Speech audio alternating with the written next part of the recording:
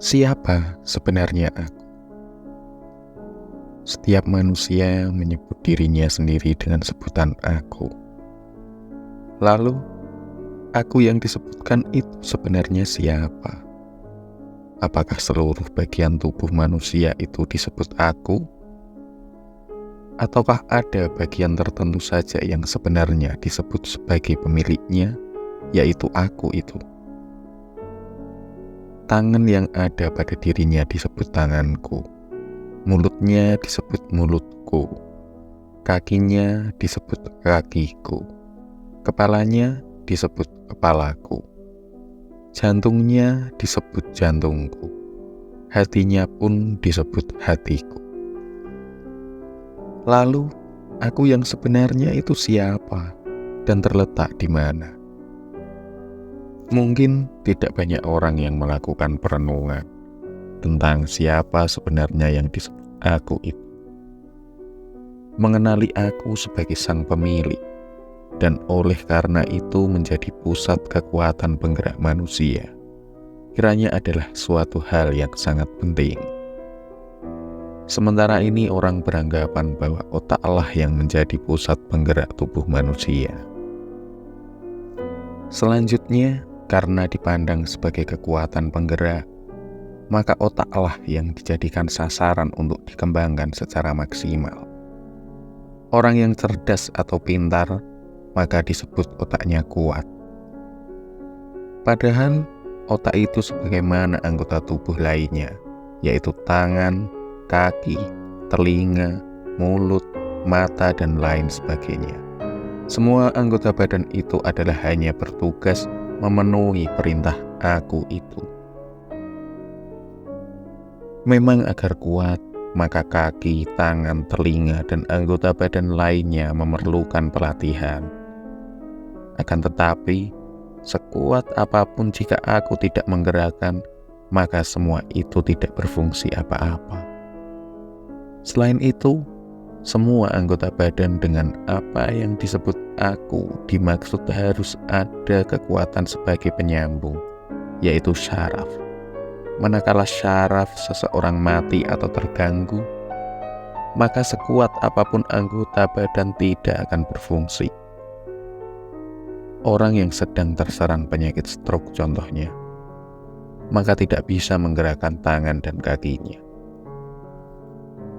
Aku memerintahkan agar bergerak, tetapi karena tidak ada saraf yang menghubungkannya, maka kaki dan tangannya tidak bisa digerakkan. Maunya menggerakkan, tetapi kemauan itu tidak sambung dengan anggota tubuh yang tidak bisa digerakkan itu. Sumber kekuatan itu sebenarnya bukan otak, tetapi adalah bagian tubuh lain, yaitu ruh yang ada di dalam hati yang kemudian disebut aku. Maka seharusnya yang diperkuat terlebih dahulu bukan otaknya, tetapi adalah ruh yang berada di dalam hati itu. Ruh itu harus diperkuat sehingga tidak akan diombang-ambingkan oleh kekuatan apapun. Manakala ruh yang dimaksudkan itu kuat, maka akan mampu menerima informasi yang berasal dari berbagai anggota badan lainnya, seperti telinga, mata, mulut, termasuk juga dari hasil informasi yang telah diolah dan dianalisis oleh piranti yang disebut otak itu tadi.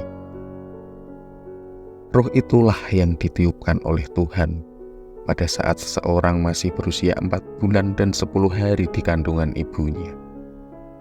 Karena ruh itu adalah nur atau cahaya, maka ia selalu berpihak pada kebenaran, bersih dan juga suci. Ruh itu menyukai pada kebenaran, kejujuran, keadilan, dan sifat-sifat mulia lainnya. Semua orang tanpa terkecuali memiliki ruh itu.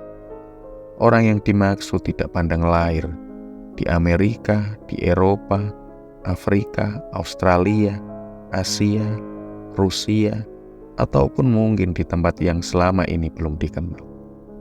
Oleh karena itu, kejujuran, keadilan, dan rasa kemanusiaan secara universal dimiliki oleh setiap orang, dari manapun asalnya.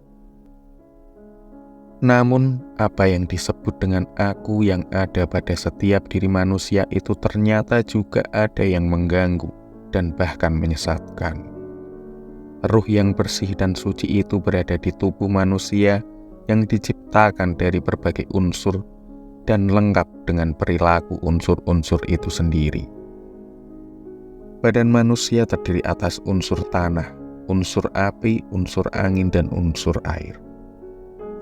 Semua sifat masing-masing unsur pada diri manusia itu berkembang sebagaimana adanya.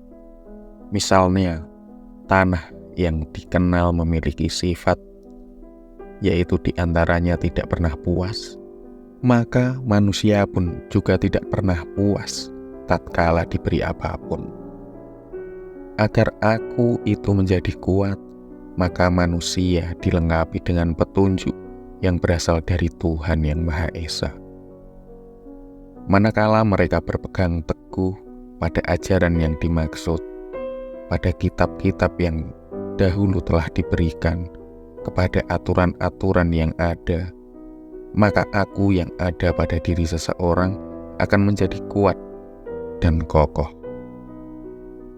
Aku itu tidak akan menjadi rusak oleh karena misalnya pada dirinya tidak dimasuki atau mengkonsumsi barang-barang haram, makanan atau minuman yang dilarang, tidak mengatakan sesuatu yang seharusnya tidak dikatakan, tidak mendengarkan, tidak melihat, dan tidak memikirkan apa saja yang merusak.